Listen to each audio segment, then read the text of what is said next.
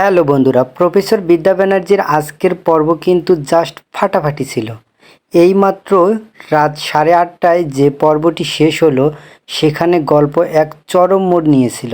যারা আজকের আসল পর্বটি মিস করেছেন তারা একদম চিন্তা করবেন না। চলুন আজকের গল্পের মূল ঘটনাটা সহজ ভাষায় জেনে নেওয়া যাক। আজকের পর্বের শুরুতেই আমরা দেখতে পাই ফাগুনের সেই চেনা কুটিল রূপ। তুষার অমতে আর তুষার ইচ্ছার বিরুদ্ধে বিদ্যাকে কৃষ্ণগোপালের বাড়িতে আমন্ত্রণ জানানো হয়েছে। এই খবরটা পাওয়া মাত্রই ফাগুন আর চুপ করে বসে থাকেনি। সে সোজা চলে যায় রাজনীতের মা ত্রিধার কাছে। ত্রিধার কান ভাঙাতে শুরু করে ফাগুন এবং বিদ্যাকে নিয়ে তাকে একটা বড় সড়ো সতর্কতা দেয়। সে বোঝানোর চেষ্টা করে যে বিদ্যা এই পরিবারে এলে সবার অশান্তি বাড়বে।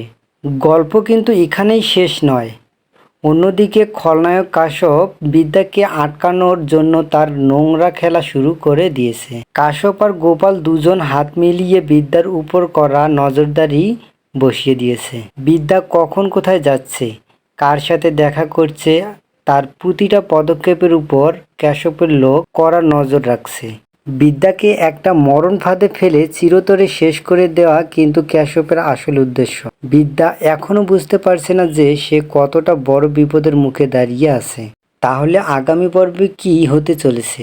কাশ্যপ আর গোপালের পাতা এই মারাত্মক নজরদারির জাল কি বিদ্যা তার বুদ্ধিমত্তা দিয়ে কাটাতে পারবে, নাকি এবার সত্যি সত্যি বড় কোনো ফাঁদে পা দিয়ে ফেলবে আমাদের প্রফেসর বিদ্যা? তা জানতে হলে আমাদের চোখ রাখতে হবে মেগা সিরিয়াল প্রফেসর বিদ্যা ব্যানার্জির আগামী পর্বগুলোতে। বন্ধুরা, ফাগুন আর কাশ্যপের এই যৌথ চক্রান্ত কি বিদ্যা রুখে দিতে পারবে? কমেন্ট করে আপনাদের মতামত জানান। আর প্রতিদিন এই ধারাবাহিকের এমন 100% সত্যি ও ঘটনা আপডেট সবার আগে পেতে আমাদের পেজটি ফলো এবং চ্যানেলটি সাবস্ক্রাইব করে রাখুন। ধন্যবাদ।